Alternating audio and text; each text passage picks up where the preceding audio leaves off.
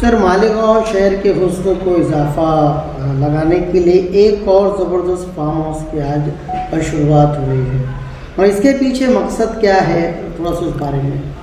مقصد دیکھیے، لبے سڑک 1 ایکڑ کی جگہ مل گئی تو پھر دل میں خیال آیا کہ اس کو تھوڑا سا کچھ ڈیولپ کیا جائے۔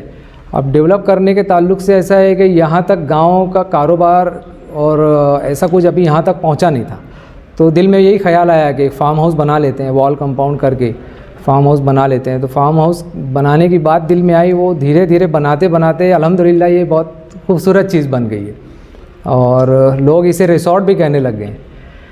اب اس میں تقریباً 30,000 ایکڑ کا ایک لان ہے، اور کافی بڑا سوئمنگ پول ہے، تقریباً 1500 اسکوائر فٹ کا سوئمنگ پول ہے، جس میں علیحدہ سیکشن بچوں کا ہے، بچوں کا سوئمنگ پول ہے، بڑوں کا بھی سوئمنگ پول ہے، اور یہ سوئمنگ پول کے سامنے بنگلو ہے، bungalow facing towards swimming pool بولیں گے اس کو، بنگلو کے ہر روم سے سوئمنگ پول دکھائی دیتا ہے، اور سامنے ایک ہال بھی ہے، پارکنگ کا نظم بھی ہے، اندر کنکریٹ کا روڈ بھی بنایا گیا ہے، کنکریٹ کے روڈ میں کی جو کیچڑ وغیرہ کا کوئی پرابلم نہیں ہوگا بارش کے دنوں میں، اور فارم ہاؤس کے سامنے بھی پارکنگ کی سہولت ہے الحمدللہ۔ عموماً دیکھا گیا ہے کہ اس طرح کے فارم ہاؤس سے عام لوگ جو ہے وہ فائدہ اٹھاتے ہیں، فیضیاب ہوتے ہیں۔ کیا ارکم فارم ہاؤس سے بھی عام آدمی جو ہے وہ فائدہ اٹھا پائیں گے؟ ضرور انشاءاللہ تعالیٰ۔ کون سی کنڈیشن جو ہے وہ رہے گی؟ کنڈیشن بس یہی ہوگی کہ پراپرٹی کو کوئی ڈیمیج نہ ہو، باقی اس کو ہم پروفیشنل طور پہ رکھیں گے۔ دیکھا یہ گیا ہے کہ کچھ بڑی جو شادیاں ہو جاتی بڑی فیملیز کی، تو اس میں کچھ کئی ہزار لوگوں کا کھانا ہو جاتا ہے، وہاں پر وہ ایک خاص VIP لوگوں کا جو ریسیپشن رکھنے کی بات رہتی ہے، تو وہ ریسیپشن نہیں رکھ پاتے وہ لوگ، اس جگہ پہ VIP لوگوں کا ریسیپشن نہیں رکھ پاتے۔ یہاں علیحدہ ان کو ایک پرائیویسی بھی مل جائے گی، اس میں VIP لوگوں کا ریسیپشن رکھنا ہو، کچھ کھانا رکھنا ہو امپورٹنٹ لوگوں کا، وہ بھی کر سکتے ہیں۔ یعنی کمپنی گیٹ ٹوگیدر ہو، فیملی گیٹ ٹوگیدر ہو، VIP لوگوں کا کھانا پینا ہو، اور بھی کچھ اس قسم کے فنکشنز ہو وہ آرگنائز ہو سکتے ہیں۔ بہت بڑے کھانے کو تو ہم لوگ امپورٹنس نہیں دیں گے، وجہ یہ ہے کہ وہ اتنے بڑے کھانے میں بدنظمی بہت ہوتی ہے، اور پراپرٹی کو نقصان جو ہوتا ہے وہ الگ، کیونکہ یہ لان ہے، گھاس کا لان بنانا بہت مشکل کام ہے، اور اس کو مینٹین رکھنا اس سے مشکل کام ہے۔ ابھی چونکہ یہ لان بن گیا ہے، کافی ہرا ہے، تو میں چاہوں گا کہ یہ ہریالی ایسے ہی رہے، اور کچھ بھی کہیں کوئی چولہا جلا دیا، کچھ وہاں پہ گرا دیا، راکھ وغیرہ گر گئی، تو وہ اتنا پرٹیکولر حصہ جل جائے گا، وہ لان کو نقصان ہو جائے گا۔ چلیے امید کرتے ہیں کہ آنے والے دنوں میں مالیگاؤں شہر پہ خوبصورت لان جو ہے وہ ملے گا، اور مالیگاؤں شہر جو ہے تمام احتیاطی تدابیر کو برتتے ہوئے اس لان سے نہ صرف فائدہ اٹھائیں گے بلکہ اس کو مینٹین رکھنے کا بھی پورا پریاس ہے انشاءاللہ تعالیٰ۔ اگر عوام اس کو مینٹین رکھتی ہے، اور بہت مینٹین رکھتے ہوئے اس کا کام اگر چلتا ہے، تو میں ایک اور پروجیکٹ انشاءاللہ تعالیٰ اس کے بازو سے اور بنانے کی پوری کوشش کروں گا۔ سر، اس کی ابتدائی تقریب میں جو ہے کن کن لوگوں نے جو ہے شرکت کی؟ اس کی ابتدائی تقریب میں مولانا عمرین محفوظ رحمانی صاحب، مفتی حسنین صاحب، مفتی محمد اسماعیل صاحب، دادا بھوسے صاحب کو بھی انویٹیشن تھا لیکن وہ کسی وجہ سے آ نہیں سکے، ڈاکٹر حامد اقبال صاحب اور ساجد بیسٹ آئی ٹی صاحب، میرے سسر جی ضیاء الہدیٰ شیخ صاحب، یہ اتنے لوگوں نے شرکت کی۔ اچھا، یہ جو بنگلو سیکشن ہے یہ آپ کے اپنے ذاتی استعمال میں رہے گا، یا جو رینٹ پہ لیں گے تو وہ بھی یہ ذاتی استعمال میں رہے گا انشاءاللہ تعالیٰ۔ بنگلو چھوڑ کے باقی کا جتنا بھی جو ایریا ہے وہ پورا جو ہے وہ قابل استعمال رہے گا جو رینٹ ادا کرے۔ بالکل شکریہ ادا کر دیجیے سر کہ جو لوگوں نے شرکت کی، تمام ہی مہمانوں کا جنہوں نے اپنا وقت نکال کے ہمارے اس افتتاحی پروگرام میں آئے، سبھی لوگوں کا بہت بہت شکریہ، اور کھانے کا نظم ہے، آپ لوگ بالکل کھا کے جائیے گا، سبھی لوگوں کا بہت بہت شکریہ ادا کرتا ہوں میں۔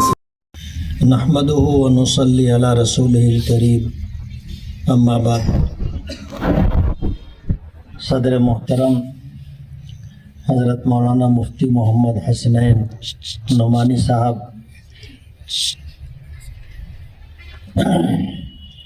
میرے بھائی مولانا عمرین محفوظ صاحب، معززین شہر، اور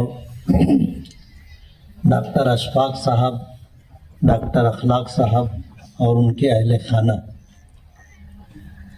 नेमत खुदावंदी मिलने पर एक ईमान वाले की क्या जिम्मेदारी होती है, इस पर जामे और मुकम्मल बात मौलाना मोहम्मद उमरैन महफूज रहमानी साहब ने रखी है। मैं सोच रहा था कि अब कहने के लिए कुछ बाकी नहीं, लेकिन रिजवान भाई ने अभी एक जुमला कहा, उससे मुझे कुछ कहने का रास्ता मिल गया कि हमेशा शुक्रगुजारी करते रहो, हमेशा शुक्रगुजारी करते रहो। अगर कोई आपको हकारत की निगाह से देख रहा है तो हजारों निगाहें आपको रश्क की निगाहों से भी देख रही हैं। दुनिया में ये मुमकिन ही नहीं है कि सभी आपसे राजी और खुश हों। जब अल्लाह ताला से सब राजी नहीं है तो बंदों से सब कैसे राजी रह सकते हैं। आज इस वक्त जो सूरत हाल है मालेगांव की, अगर ये कहा जाए तो बरहक होगा कि झोलियां सबकी भरती जाती, देने वाला नजर नहीं आता। एक ज़माना था मालेगांव का कि मालेगांव में गिने चुने लोग थे जिनको मालदार समझा जाता था। आज अल्हम्दुलिल्लाह खुशहाल लोगों की एक लंबी फहरिस्त है और मालेगांव के हालात बदलते जा रहे। ऐसा नहीं है कि हालात बिगड़ रहे हों, लेकिन जिनको अल्लाह नेमतें अता करे उनकी जिम्मेदारी है शुक्रगुजारी की। और उसी के साथ इस बात को जहन में रखना चाहिए कि तारीख अगर आप उठा करके देखोगे तो खुशहाली और मालदारी तीसरी पीढ़ी तक नहीं जाती। हमने बहुत सारे लोगों को मालेगांव में देखा, बहुत खुशहाल थे, लेकिन आज उनकी नस्लों को देखो तो अंदाजा होता है कि कभी इनके दादा मालदार थे, आज वो दूसरों के यहाँ मुलाजमत कर रहे। सोचने की बात यह है कि ऐसा क्यों होता है, ऐसा क्यों होता है कि मालदारी तीसरी पीढ़ी तक नहीं आती। आप अगर अपने गली में, अपने मोहल्ले में, पास पड़ोस में देखोगे तो ये मिसालें आपको मिल जाएंगी कि एक ज़माना था खुशहाली थी ख़ानदान में, आज वो खुशहाली बाकी नहीं। जहां अल्लाह ताला नेमतें देता है तो उन नेमतों की शुक्रगुजारी ज़रूरी तो है, लेकिन उसी के साथ नेकियों का एहतमाम ज़रूरी। ये दुनिया फ़ानी है और यहाँ जो कुछ आदमी को मिलता है ये हमेशा उसके पास नहीं रहेगा। नबी करीम सल्लल्लाहु अलैहि वसल्लम का इरशाद मुबारक है, अलमालो गादिन व राहिन, के माल आने जाने वाली चीज़ का नाम, और जब तक ये आता जाता रहेगा यानी रोलिंग में रहेगा तो लोगों को फ़ायदा होगा। और अगर कारून की तरह ख़जाना आदमी जमा कर ले और नोट आए उसको सीधी करके रबर कर लगा करके उसकी थप्पी लगाता रहे तो जाहिर बात है ये माल उसके लिए नफ़ा बख्श नहीं होगा। हज़रत अब्दुल्ला इब्न अब्बास, हज़रत अब्बास रज़ी अल्लाह ताला, बुखारी शरीफ की एक रिवायत है, नबी करीम सल्लल्लाहु अलैहि वसल्लम ने जब मक्का फतेह फरमाया था तो जहां और ऐलानात आपने किए थे वहीं पर एक ऐलान आपने ये भी किया था कि आज से मैं सूद को अपने पैरों तले रौंदता हूं और मेरे चचा अब्बास का जिन लोगों की तरफ कर्ज बाकी है मैं उसका सूद माफ करता हूं। जब ये ऐलान हुआ और हजरत अब्बास रजी अल्लाह ताला अन्हु को खबर हुई तो उसी वक्त हुजूर के पास मजलिस में हाजिर हुए और आकर नबी करीम सल्लल्लाहु अलैहि वसल्लम से कहा कि अल्लाह के रसूल, آپ نے میرے مقروضوں کے ذمے جو میری اصل رقم کا سود تھا اسے معاف کیا ہے. میں آپ کو گواہ بنا کر کے کہتا ہوں کہ میں اصل بھی معاف کرتا ہوں. میں اصل رقم بھی معاف کرتا ہوں. تاریخ میں آتا ہے کہ ان کے اس فراخ دلی کی وجہ سے اللہ تعالیٰ نے ان کی نسلوں میں تقریباً 500-550 سال تک بادشاہت چلائی ہے. ورنہ آپ تاریخ دیکھو گے تو مالداری تیسری پیڑھی تک نہیں جاتی. اقتدار بدلتا رہتا ہے. آج کوئی ہے کل کوئی ہے, یہ صورتحال رہتی ہے. لیکن جب آدمی اس جذبے کے ساتھ کہ مجھ پر اللہ پاک کا بے پناہ کرم ہے, اگر کوئی مجھ سے حسد کرتا ہے, کوئی مجھے حقارت کی نگاہ سے دیکھتا ہے, تو یہ خیال نہیں آنا چاہیے کہ لوگ میرے ساتھ یہ سلوک کر رہے, بلکہ یہ سوچنا چاہیے کہ ہزاروں نگاہیں مجھ پر رشک کے ساتھ پڑتی ہیں کہ اللہ نے مجھ کو کتنا نوازا ہے. ڈاکٹر صاحب اور ان کے اہل خاندان اگر اپنا ماضی دیکھیں گے اور آج کا دن دیکھیں گے تو شاید میری بات سے اتفاق کریں گے کہ اللہ پاک نے بے پناہ کرم فرمایا. آخری بات کہنا چاہوں گا, ہم اہل ایمان دنیا کی نعمتیں فانی ہے, اور اس بات کی ہمیشہ کوشش کرتے رہنا چاہیے کہ جہاں ہمیں ہمیشہ رہنا ہے آخرت, اللہ تعالیٰ وہاں ہمیں اس سے بہتر فارم ہاؤس عطا فرمائے, اس سے بہتر ٹھکانہ عطا فرمائے جہاں ہمیشہ رہنا ہے. یہ خیال ایک ایمان والے کے اوپر ہمیشہ حاوی رہنا چاہیے کہ یہ دنیا ہمیشہ رہنے کی جگہ نہیں ہے. یہاں اللہ نے جو کچھ عطا کیا ہے یہ اس کا کرم اور اس کا فضل ہے. ابھی جیسے مولانا عمرین صاحب نے کہا کہ یہ کسی کی علم کی بنیاد پر مل جاتا ہو, ایسا نہیں ہے. شیخ سعدی نے کہا ہے کہ اگر روزی بدانش برفزودے زنادہ تنگ تر روزی نہ بودے, اگر عقل و دانش کی بنیاد پر آدمی مالدار ہوتا اور دولت ملتی تو نادان اور بیوقوف سے زیادہ اس دنیا میں تنگ دست تو کوئی دوسرا نہیں ہوتا. مگر آنا کہ روزی رساند کہ عاقل اندری حیران بماند, لیکن یہ اس کی قدرت ہے پروردگار کی کہ وہ نہ سمجھ لوگوں کو, بے پڑھے لکھے لوگوں کو اتنی دولت دیتا ہے کہ پڑھے لکھے لوگ حیران رہتے ہیں کہ یار ہم لوگ جو ہے کاسٹنگ نکالتے ہیں, حساب و کتاب کرتے ہیں, سال کے آخر میں جب حساب نکالا جاتا ہے تو معلوم ہوتا ہے کہ دیوالیہ نکل گیا. اور جن لوگوں کو کاسٹنگ سمجھتی بھی نہیں ہے وہ کاروبار کرتے ہیں, لکھنا نہیں آتا, اپنے ساتھ ایک بچے کو رکھتے ہیں, یار یہ لکھ لے تو, یہ لکھ دے تو, وہ سال میں کماتے رہتے ہیں. یہ اللہ کی عطا و بخشش ہے. اللہ جسے چاہتا ہے اسے دیتا ہے. آدمی اپنی عقل کی بنیاد پر, اپنے علم کی بنیاد پر, اپنے تجربے کی بنیاد پر کچھ کماتا نہیں ہے, کچھ ملتا نہیں ہے. دیتا ہے تو وہی دیتا ہے. جھولیاں سب کی بھرتی ہیں, دینے والا نظر نہیں آتا.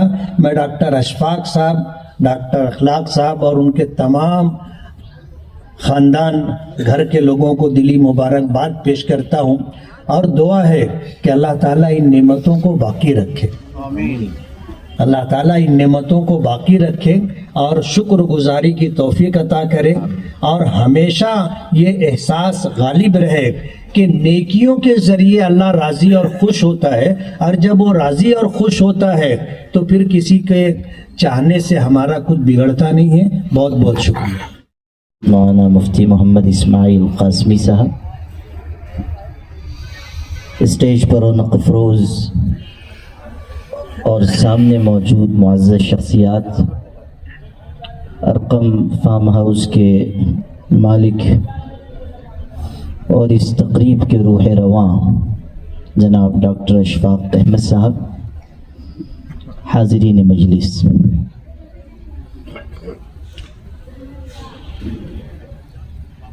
اللہ تعالیٰ نے قرآن مجید میں ہمیں یہ بات سکھائی ہے کہ اللہ کی بارگاہ سے جو نعمت بھی ہمیں میسر آئے اس نعمت پر بجائے فخر کے ہم شکر کا راستہ اختیار کریں۔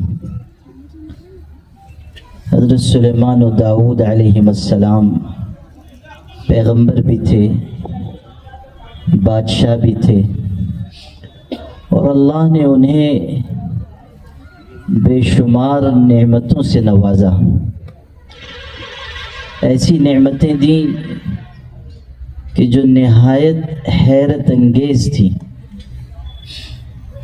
مثلا جنات پر بادشاہت حضرت سلیمان کو دی گئی، پرندوں کی بولیوں کا علم دیا گیا،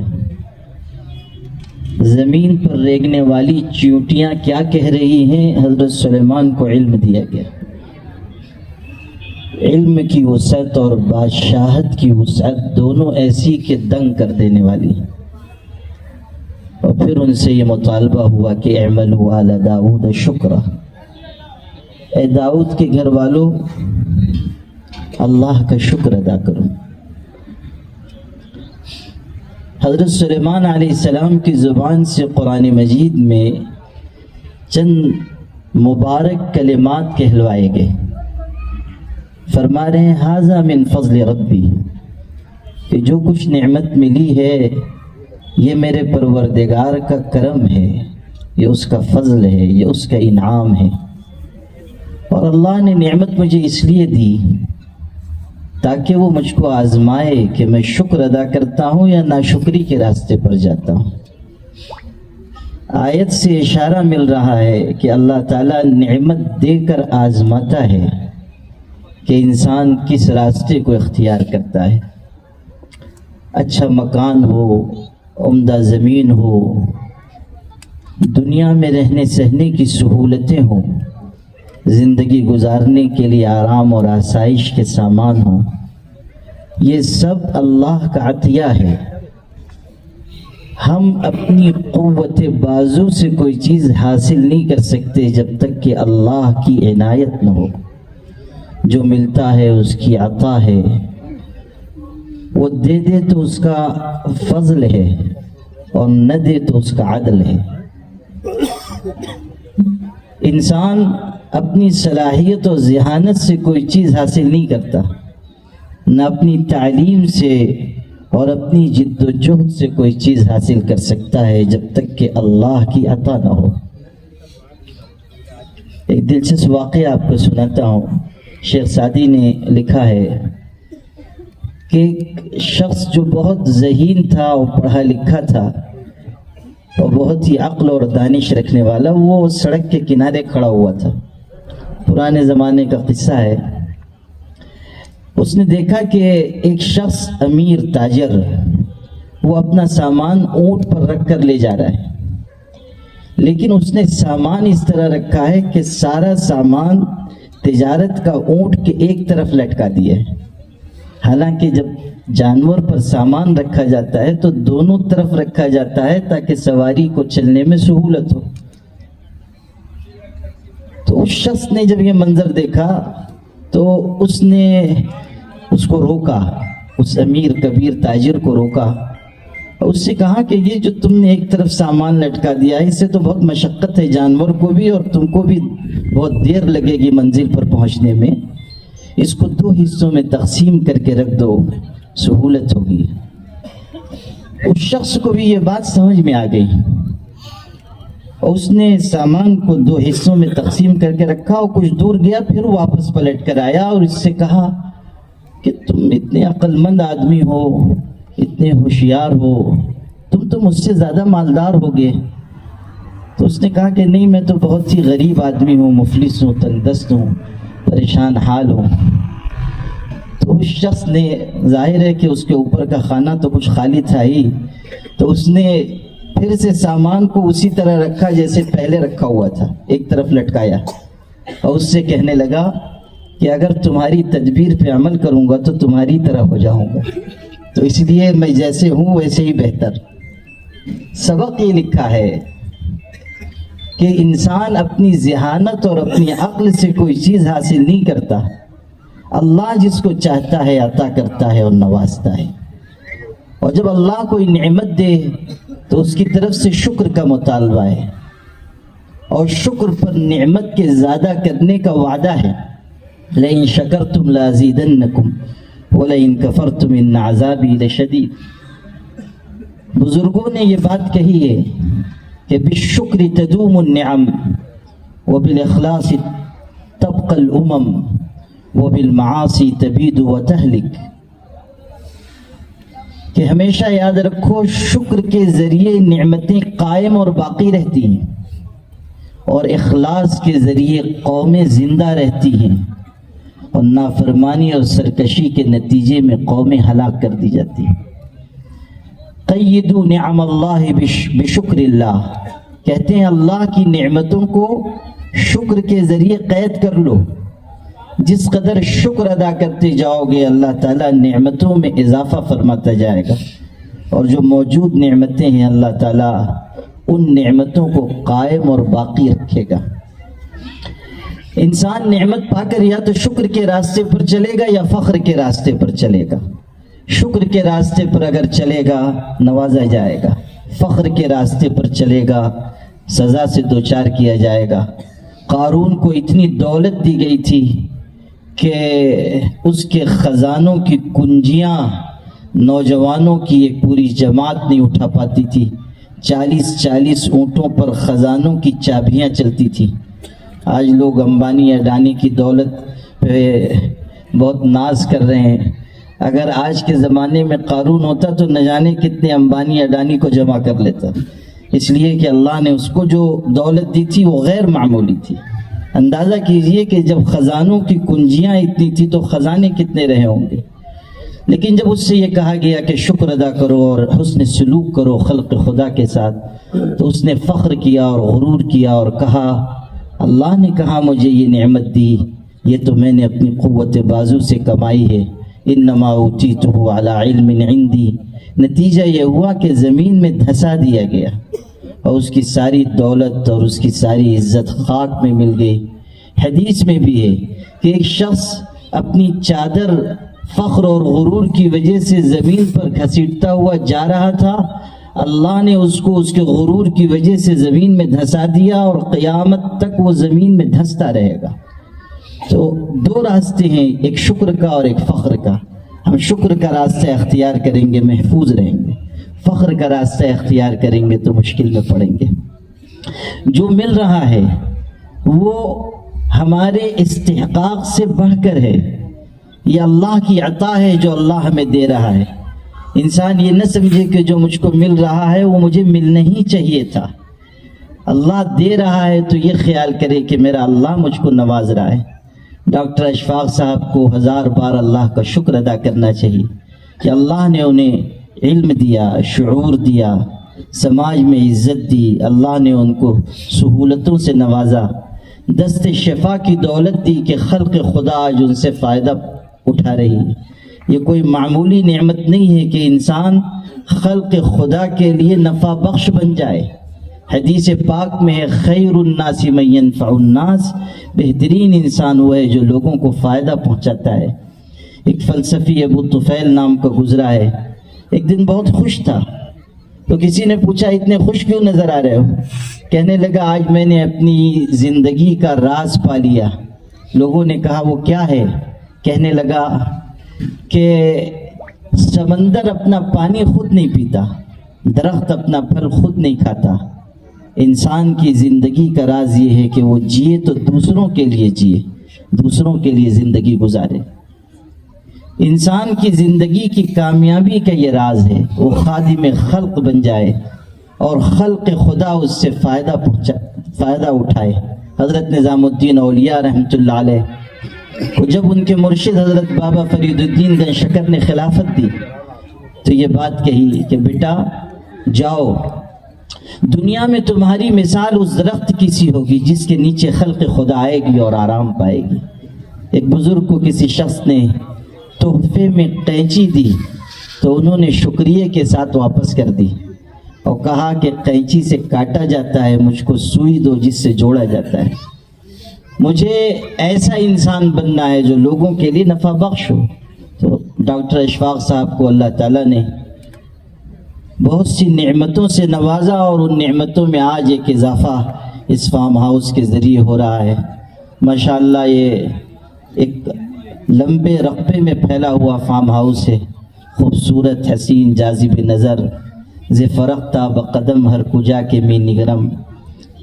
جدھر بھی نگاہ ڈالیے آپ کو حسن اور جمال اور خوبصورتی اور جاذبیت آپ کی نگاہوں کو اپنی طرف کھینچ لے گی.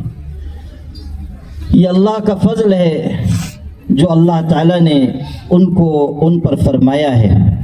اور ہمارے ساجد بھائی بھی یہاں بیٹھے ہوئے ہیں. ابھی کئی دفعہ رضوان سر نے ان کا نام لیا، مجھ کو تو شبہ ہوا کہ شاید ساجد بھائی نے ان کو اپنے فارم ہاؤس پہ زیادہ گھمایا ٹہلایا ہے. تو ہاں اسی لیے اندازہ، تھوڑا اندازہ تو ہم لوگوں کو ہو ہی جاتا ہے. تو ماشاءاللہ کئی دفعہ ان کا ذکر آیا اور کوئی شک نہیں کہ اس بدعت حسنہ کے وہی موجد ہیں. تو اور یہاں پر مختلف جگہوں پر انہوں نے فارم ہاؤس بنائے. البتہ خضر راہ کی طرح وہ راستہ فارم ہاؤس کا بتا دیتے ہیں اور اس کے بعد فارم ہاؤس کا دروازہ بند کر دیتے ہیں. ابھی حضرت مولانا مفتی اسماعیل صاحب مجھ سے ذکر کر رہے تھے کہ ہمارے یہاں فارم ہاؤس بن رہے ہیں اور جب بن جاتے ہیں تو لوگ آنے لگ جاتے ہیں اور اصرار کرتے ہیں اور آتے بھی ہیں تو بغیر نقصان کے جاتے نہیں ہیں. تو میں نے ان کو یہ سنایا کہ ایک صاحب مجھ کو انہوں نے مدعو کیا 1 آدھ سال پہلے، ان کے فارم ہاؤس پہ میں گیا تو فارم ہاؤس پر خانقاہ کا نام لکھا ہوا ہے. اب میں تو خانقاہی آدمی ہوں تو میں نے سوچا کہ یہ نئی خانقاہ کب سے بن گئی. وہ فارم ہاؤس کے باہر سائن بورڈ لگا ہوا ہے خانقاہ کا. تو میں نے ان سے پوچھا کہ یہ کس سلسلے کی خانقاہ ہے اور کون بزرگ یہاں تشریف لاتے ہیں، یہ کس لیے خانقاہ نام دیا گیا ہے؟ تو کہنے لگے اصل میں فارم ہاؤس بنایا تھا، لوگ بہت پریشان کرنے لگے تو مجھ کو ایک ہی تدبیر سمجھ میں آئی کہ خانقاہ کا بورڈ لگا دوں. تو اس لیے یہ خانقاہ کا بورڈ لگا دیا ہے تاکہ لوگوں سے حفاظت رہے. جو بات عرض کرنی تھی وہ یہ کہ آج اس خوشی کے موقع پر ہم لوگ یہاں حاضر ہیں. شہر کی معزز شخصیات بھی یہاں جلوہ افروز ہیں. میں آپ سب کی طرف سے، اپنی طرف سے ڈاکٹر اشفاق صاحب کو، ان کے خاندان کے لوگوں کو اور ان کے تمام مخلصین کو مبارکباد پیش کرتا ہوں اور تہنیت و مبارکباد کے ساتھ ساتھ ان سے یہ توقع رکھتا ہوں کہ وہ خدمت خلق کے کام میں جس طرح مشغول ہیں اسی طرح بلکہ اس سے زیادہ آئندہ بھی خدمت کے کاموں کو انجام دیتے رہیں گے. اور اللہ نے جو سہولتیں، جو نعمتیں ان کو ہم سب کو عطا کی ہیں، ہم سب اللہ تعالیٰ کے شکر گزار بندوں میں شامل رہ کر دنیا سے رخصت ہوں گے تاکہ دنیا میں نعمتیں اللہ بڑھاتا رہے اور آخرت میں جب ہم پہنچے تو شکر کی وجہ سے اللہ ہمیں جنت عطا فرمائے. امام ابن قیم نے لکھا ہے ایمان کے 2 حصے ہیں، آدھا صبر ہے، آدھا شکر ہے. جو صبر کرے گا وہ بھی جنت میں جائے گا، جو شکر کرے گا وہ بھی جنت میں جائے گا. عربی ادب کی کتابوں میں ہے، ایک صاحب تھے، وہ شکل و صورت ان کی اچھی نہیں تھی اور ان کی جو بیوی تھی وہ نہایت حسین و جمیل تھی. تو ایک دن دونوں بیٹھے ہوئے تھے اور اچانک بیوی نے یہ کہا کہ میں بھی جنتی ہوں اور تم بھی جنتی ہو. تو اس نے کہا کہ یہ بیٹھے بیٹھے کہاں سے تم کو خبر لگ گئی؟ تو کہنے لگی کہ دیکھو مجھے تمہارے جیسا شوہر ملا، میں نے صبر کیا، تمہیں مجھ جیسی بیوی ملی، تم نے شکر کیا. صبر پر بھی جنت ہے اور شکر پر بھی جنت ہے، اس لیے تم بھی جنتی ہو میں بھی جنتی. تو آدھا صبر ہے، آدھا شکر ہے. اللہ تعالی ہم سب کی آزمائشوں اور مصیبتوں سے حفاظت کرے. لیکن کبھی کوئی ایسی بات آئے کہ جس پر صبر کی نوبت ہو تو اللہ کی مرضی پر راضی رہیں. راضی برضا ہو تو مزہ دیکھ، دنیا ہی میں بیٹھے ہوئے جنت کی فضا دیکھ. دنیا میں رہتے ہوئے